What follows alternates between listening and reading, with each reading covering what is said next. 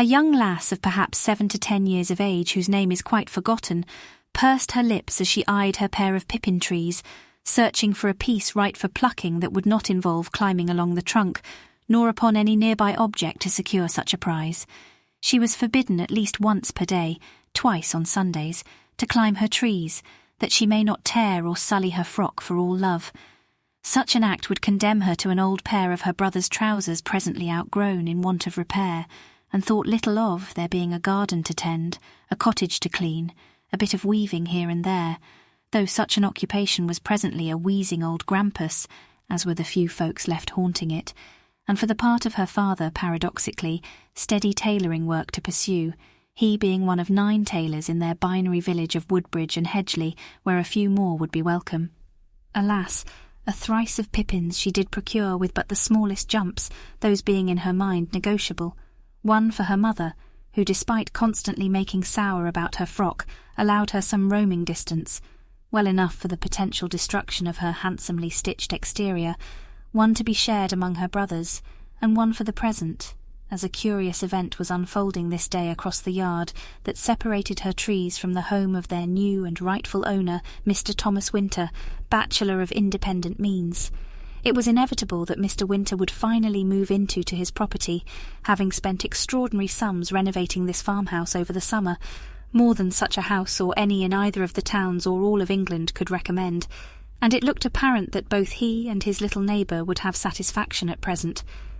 As she sat upon a small bench which had also appeared that summer, that she may cleanly observe the yard's activity, Mr. Winter too being fond of a smart dress, she watched several carts fresh from the turnpike come up his narrow road and stop in front of the gate that punctuated it, which kept what little traffic it saw from spilling onto his eastern yard. Windows were opened, domestic artefacts borne by the carts were unloaded and unpacked, and a whir of servitude was again saturating the property. A sense of contentment came over her as she sat and chomped at her apple, for she had grown used to her routine of observing the production of the trees, the buzz of work in the yards, and the endless march of similar carts up the hill.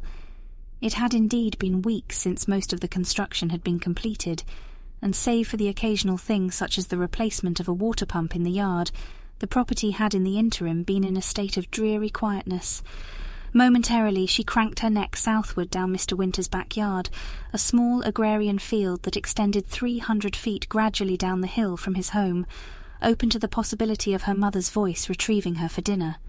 Her cottage was one of many King Street homes that lined the field's southern edge, sitting quite lower than such that, but rooftops and shyly peeking second-floor windows were to be had from her present vantage.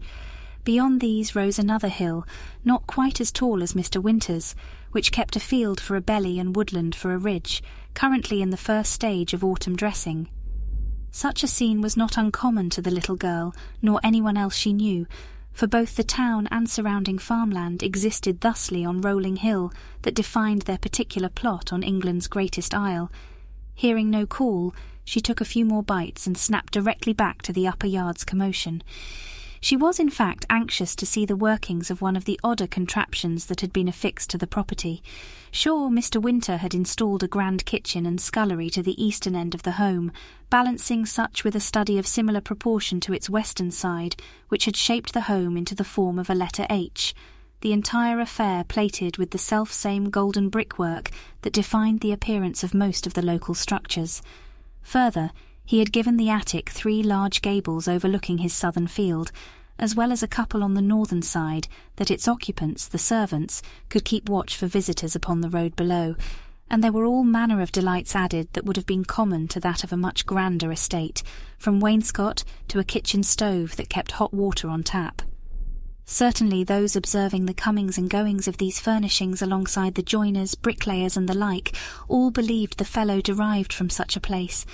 But none of these was what impressed his neighbour's daughter. Months before, when the apple blossoms were underway, she had witnessed the arrival of several pieces of iron framework, some so impressive in dimension that they were by necessity carried in hand from the 4-way junction of Mr. Winter's Road, King Street and Main Street, a miserable 1,000 feet south-southwest of the property. These had been plucked from the canal at Gloucester, and loaded onto such formidable carts that the man's road, hugged tightly by yard walls and other cottages, could not accommodate them.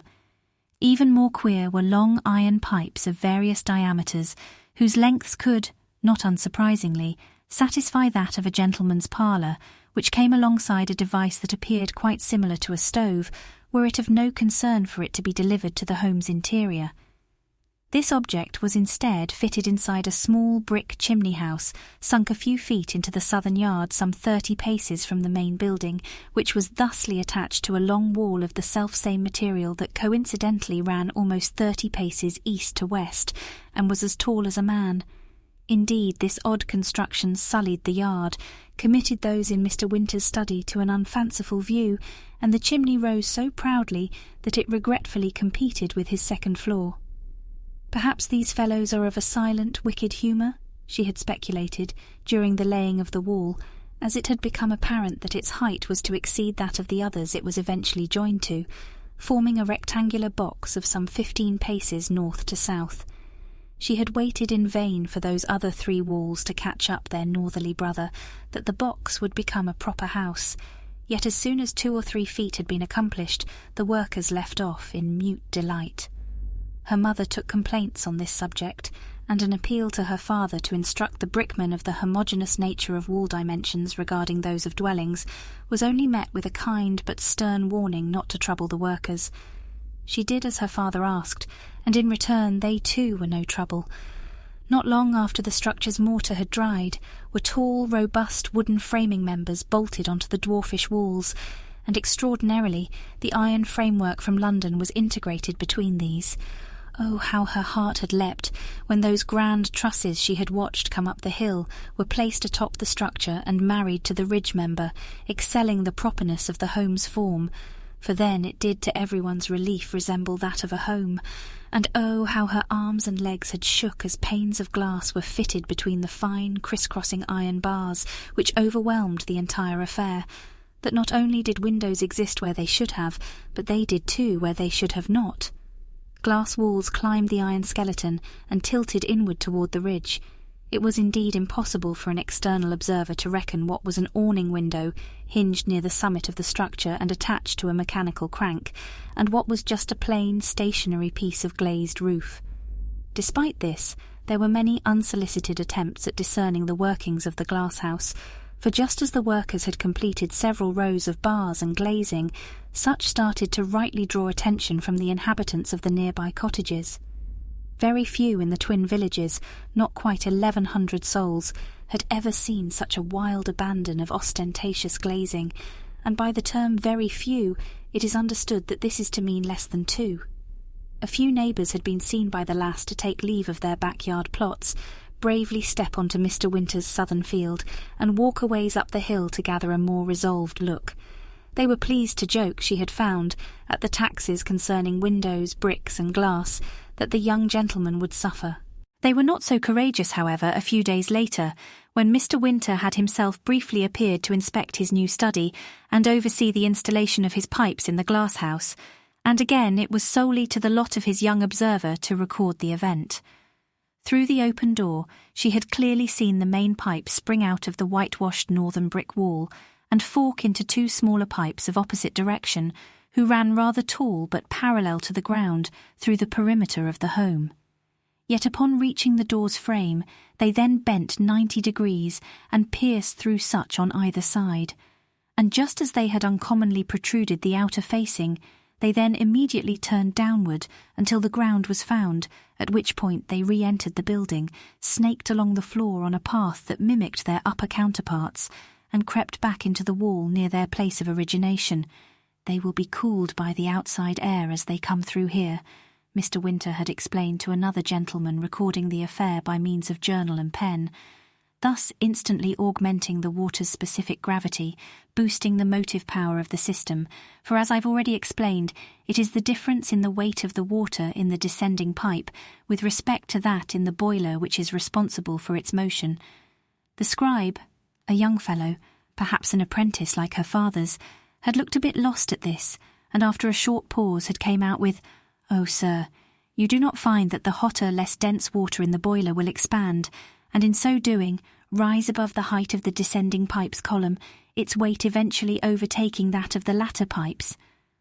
Mr. Winter had then hastily opened his mouth at this, as if by second nature to ravage an opponent, but instantly had checked himself, kindly smiled, and in a cheerful tone said, "I do not, and you find yourself in luck that I have indeed created such an apparatus to test this notion, one of my first hydrodynamical experiments concerning boilers.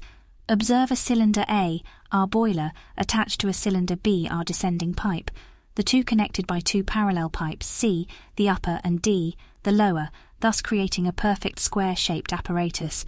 Now imagine that when cool, there is enough water to barely touch the top of pipe C. That's natural enough, yes? But further, and this is the egg in the pudding, imagine adding one more pipe to the boiler, pipe E, where its bottom is the self-same vertical distance as pipe C's top, and is open on its distal end.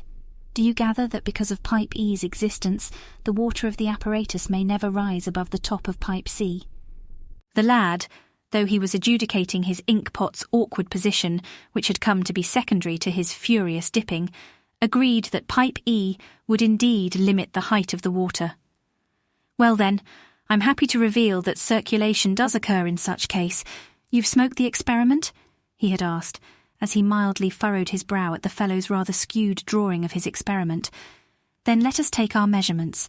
This is a device whose author goes by the name Fourier, but who is not our man with the fine paper on the propagation of heat through solid bodies.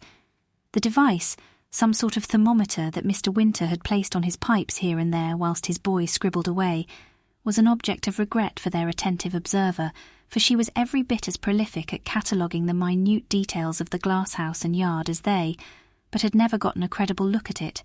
Yet there was plenty else to be had that day. She noted Mr. Winter was a tad shorter than her father, who stood at 5 feet and 10 inches exact by his own professional measurement.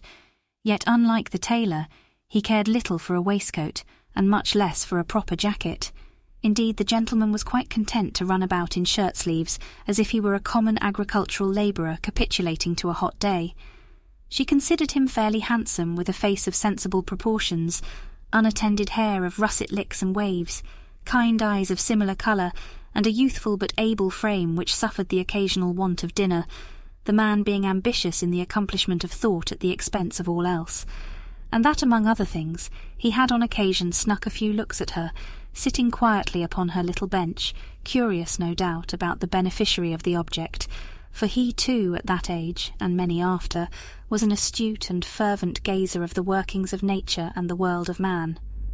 "Sir, the lads are concerned over the smoke on the leeward windows," had come a voice, out of breath, attached to a man, a companion servant she had thought, running towards the glass-house from the eastern yard.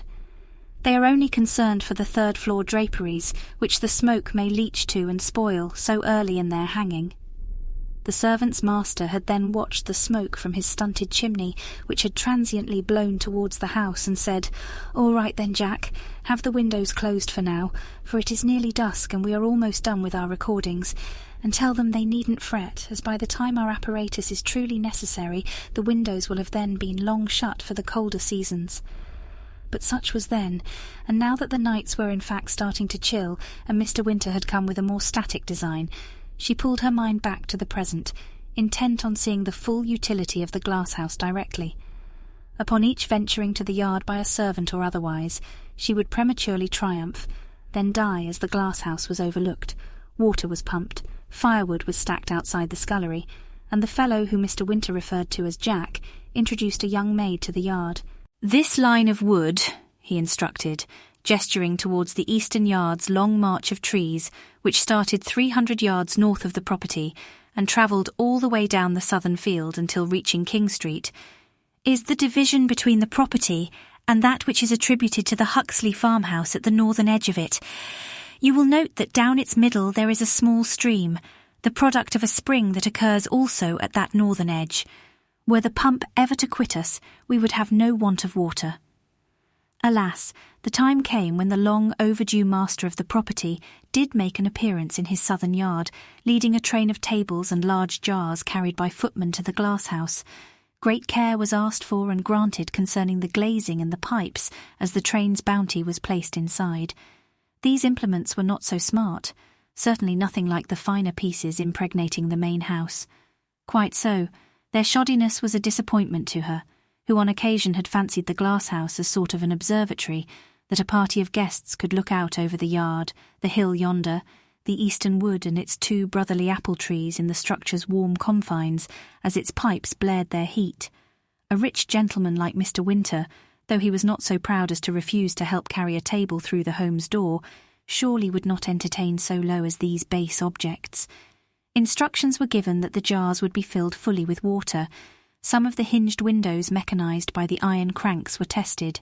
The chimney was left smokeless, the pipes cold, and just as the small mob had hastily ravaged the yard, they again were off, leaving the girl alone with a scowl that nobody saw. "It must be the windows," she said as her eyes followed the roof of the transformed farmhouse. "They do cause an uproar on account of the smoke when they are open. The weather will chill directly and then we will see.